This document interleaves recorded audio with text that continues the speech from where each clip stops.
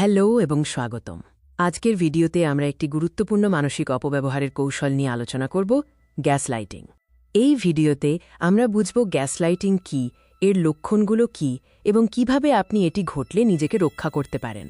সংক্ষেপে, গ্যাসলাইটিং হল এমন একটি কৌশল যেখানে একজন ব্যক্তি আপনাকে নিজের বাস্তবতা, স্মৃতি এবং উপলব্ধি নিয়ে সন্দেহ করতে বাধ্য করে।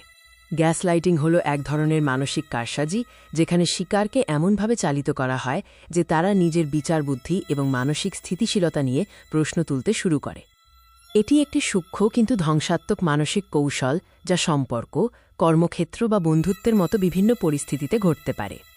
গ্যাসলাইটিংয়ের মূল উদ্দেশ্য হল শিকারের আত্মবিশ্বাস সম্পূর্ণরূপে নষ্ট করে দেওয়া, যাতে তারা গ্যাসলাইটার ছাড়া অন্য কারো উপর নির্ভর করতে না পারে। গ্যাসলাইটিংয়ের শিকার হচ্ছেন কিনা তা বোঝার জন্য কিছু সাধারণ লক্ষণ জেনে রাখা জরুরি।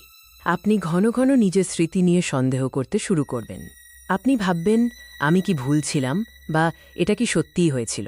আপনি নিজেকে সবকিছুর জন্য দোষী মনে করা শুরু করবেন। এমনকি গ্যাসলাইটারের খারাপ আচরণের জন্য আপনি নিজেকে দায়ী করবেন। আপনার মনে হবে অন্যেরা আপনাকে ভুল বোঝে। আপনি প্রায়ই আপনার অনুভূতি বা অভিজ্ঞতা অন্যদের কাছে ব্যাখ্যা করতে ব্যর্থ হবেন। যদি আপনি মনে করেন আপনার সাথে গ্যাসলাইটিং হচ্ছে, তবে কিভাবে পরিস্থিতি মোকাবেলা করবেন তার জন্য কিছু পদক্ষেপ নেওয়া প্রয়োজন। যদি সম্ভব হয়, গ্যাসলাইটারের সাথে মানসিক বা শারীরিক দূরত্ব তৈরি করুন। এটি আপনাকে পরিস্থিতি স্পষ্ট দেখতে সাহায্য করবে। ঘটনা, কথোপকথন এবং গ্যাসলাইটারের মন্তব্যগুলো তারিখ সহ লিখে রাখুন। এটি আপনার নিজের বাস্তবতা যাচাই করতে এবং প্রমাণ রাখতে সাহায্য করবে। বন্ধুদের বা পরিবারের সদস্যদের মতো বিশ্বস্ত কারো সাথে কথা বলুন। বাইরের কারও দৃষ্টিকোণ আপনার পরিস্থিতি বুঝতে সাহায্য করবে। একজন থেরাপিস্ট বা কাউন্সেলরের কাছ থেকে পেশাদার সাহায্য নিন। তারা আপনাকে গ্যাসলাইটিংয়ের প্রভাব কাটিয়ে উঠতে এবং পুনরুদ্ধারে সহায়তা করতে পারে। গ্যাসলাইটিং থেকে পুনরুদ্ধার একটি প্রক্রিয়া। এই সময় আপনার মানসিক ও শারীরিক যত্ন নেওয়া অত্যন্ত জরুরি।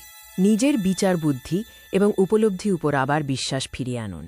আপনার অভিজ্ঞতা এবং অনুভূতিগুলো বৈধ এবং আপনি নিজের বাস্তবতা সবচেয়ে ভালো জানেন। মননশীলতা এবং অন্যান্য মানসিক সুস্থতার অনুশীলনগুলো নিয়মিত করুন।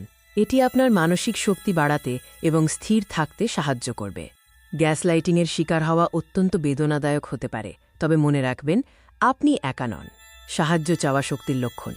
যদি আপনি গ্যাসলাইটিংয়ের শিকার হন, দূরত্ব তৈরি করুন, লিখে রাখুন এবং পেশাদার সাহায্য নিন। নিজের ওপর বিশ্বাস রাখুন এবং সুস্থতার পথে এগিয়ে যান।